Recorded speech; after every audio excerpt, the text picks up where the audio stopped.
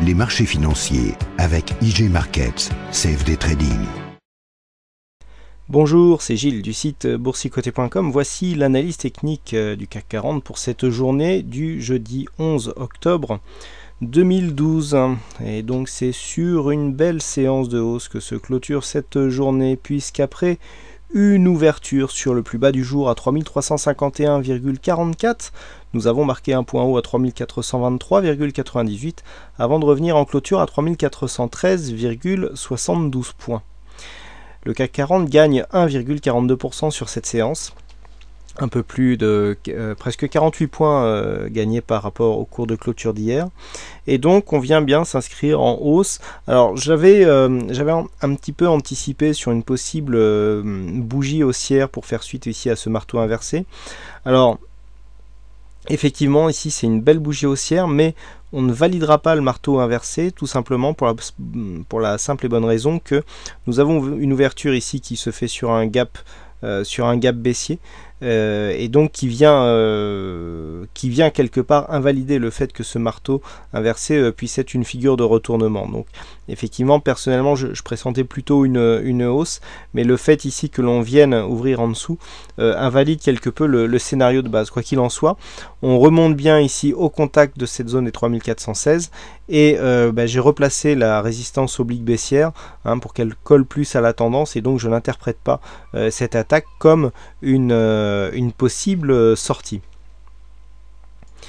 Du point de vue des indicateurs, donc nous avons toujours une confirmation ici de la cassure, puisque après avoir donc cassé la résistance oblique ici qui se trouve sur le RSI, on est revenu très légèrement et puis on commence à s'écarter. Donc pour l'instant, le RSI ici plaide toujours pour une dynamique qui serait en phase de cassure, donc de cette phase baissière, pour repartir à la hausse. Du point de vue du stochastique, nous avons donc le signal haussier qui a été invalidé, et donc maintenant on commence à osciller autour de la zone de survente. Et puis au niveau du MACD, on repasse en phase haussière. Donc là, bon, ça arrive, vous voyez, on a eu déjà ce genre de mouvement. Par contre, ça enlève quand même une certaine dynamique au mouvement. Alors on voit que du coup tous les indicateurs, bon, sauf le stochastique, sont en train de repasser à la hausse. Donc on est clairement sur une continuité de rebond technique, malgré ce que l'on peut voir sur le graphe. Et je vais vous indiquer ça tout de suite. Alors au niveau des volumes, donc nous avons des volumes par contre qui viennent s'inscrire, on va dire, dans la moyenne des précédentes séances, mais sous la moyenne des 20 dernières. Donc ça par contre c'est pas très bon signe compte tenu de la forme de la bougie. On aurait préféré une bougie beaucoup plus étoffée en termes de volume pour pouvoir donner un petit peu d'à-propos à cette possible hausse. Bon, là on peut pas tout à fait valider, on peut pas dire que les rachats soient francs et massifs. On a tout simplement eu une phase de hausse, tout simplement parce qu'il n'y avait pas de vendeurs, mais au niveau ici du nombre de transactions et du volume de transactions, on se trouve dans la moyenne des précédentes séances. Au niveau de la volatilité, par contre, on s'inscrit en nette hausse, une volatilité supérieure à 2% intraday, donc une belle augmentation. Donc pour synthétiser tout ça, bon, nous avons clairement ici une phase baissière qui est venue marquer un point bas ce matin avant de remonter. Alors il y a énormément de choses. Ce que l'on peut remarquer, c'est que la zone ici sous 3375 commence à ressembler à une bonne zone d'achat pour des acteurs qui n'ont pas pu rentrer sur le marché lors des précédentes phases de hausse. Vous voyez que lorsque nous sommes venus ici tester cette zone, on est remonté à chaque fois d'une manière assez vigoureuse. Là on a clôturé sur le plus bas, on a rouvert sur le plus bas lors de la séance d'après, et on a marqué une séance assez dynamique, donc en forte hausse. Hier, je vous rappelle que nous avons clôturé sur le plus bas de la séance.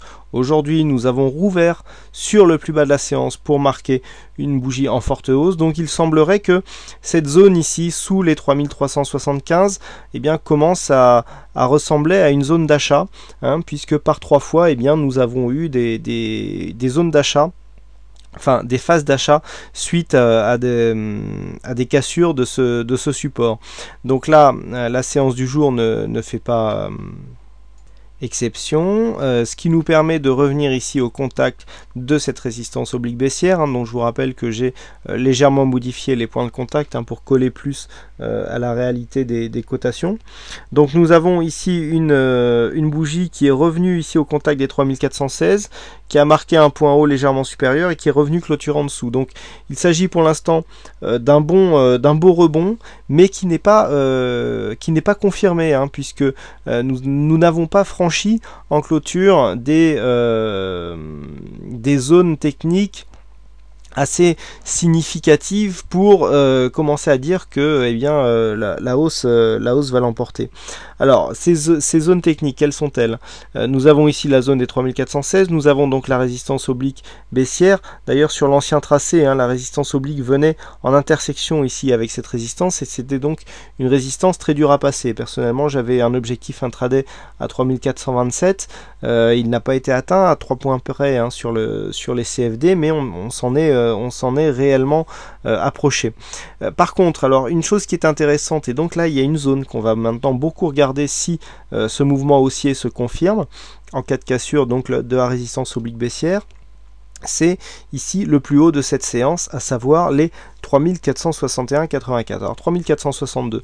Pourquoi il va falloir regarder cette séance? Eh bien tout simplement puisque nous avons ici une phase de baisse très dynamique, ensuite on a un rebond ici, ensuite on a une rephase de baisse assez dynamique qui vient marquer quasiment un même point bas que lors de cette précédente phase, et on remonte d'une manière très dynamique. Donc maintenant que je vous ai montré le début, la fin va être facile à imaginer. Si on continue à monter, et donc je dis bien si on continue, je ne dis pas on va continuer à monter, je dis si on continue à monter avec la même dynamique, que l'on casse ici cette résistance baissière, eh bien à la cassure ici des 3462, on aura un signal de double bottom, hein, donc double bottom qui nous donneront un objectif quasiment à 110 points, hein, donc ce qui nous donnerait ici un objectif à 3570. Alors cet objectif est viable puisque en général sur les double bottom, hein, les double top c'est pareil, personnellement je valide si l'objectif a été inscrit au début de l'entrée dans la figure. Donc là c'est tout à fait le cas, hein, puisque 5170 on se trouve sur ces niveaux, donc juste avant ici la forte baisse.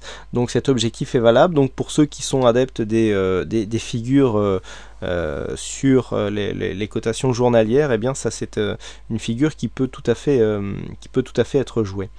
D'autant plus qu'ici la zone des 3460 est une zone très importante, hein, qui on l'a vu lors de cette phase de baisse ici, on est revenu rebondir sur les 3416 en rebond technique ici sur les 3460 pour confirmer la baisse, hein. Donc on voit ici que cette zone est significative. Là lorsque l'on est remonté, on est revenu sur cette zone, c'est une zone assez importante. Alors maintenant pour rester un peu plus court terme, si on est dans la continuité, à savoir continuité du mouvement haussier, il faudrait absolument ouvrir au-dessus des 3416 pour conserver une dynamique intacte. Donc 3416 ici, eh bien, nous donnerait un objectif. Il faudrait que ce soit assez rapide, hein, si vous voulez réellement confirmer un retournement et cette figure.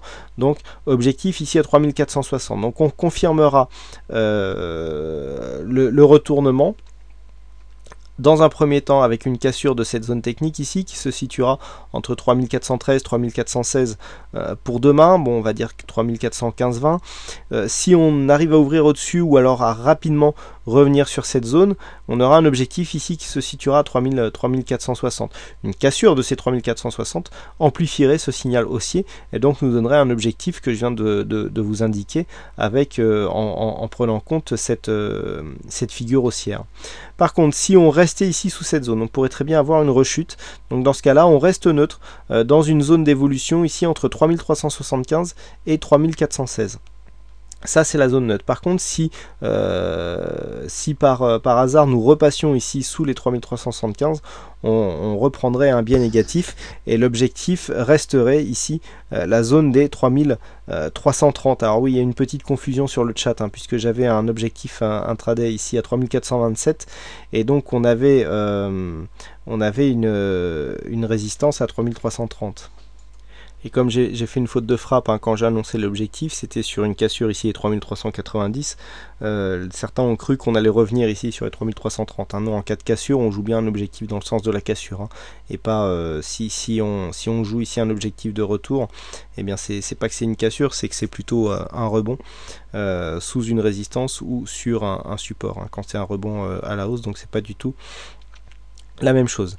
Donc voilà ce que l'on peut dire sur cette analyse technique. Donc les zones techniques ici 3416, 3375. Tant qu'on est au-dessus, on est neutre. Au-dessus, on essaye de valider un objectif à 3460. En dessous, risque de revenir ici sous les 3330. Voilà ce que l'on peut dire donc sur cette analyse. Alors aujourd'hui, c'est Serial Killer qui a gagné au jeu du fixing. J'adore ce pseudo, je sais pas pourquoi. Et bravo à toi Serial Killer. Et puis quant à moi, il ne me reste plus qu'à vous souhaiter à toutes et à tous une bonne soirée, bonne chance dans vos trades. Et je vous donne rendez-vous dès demain pour d'autres analyses techniques en vidéo. Bonsoir à tous. Les marchés financiers avec IG Markets, CFD Trading.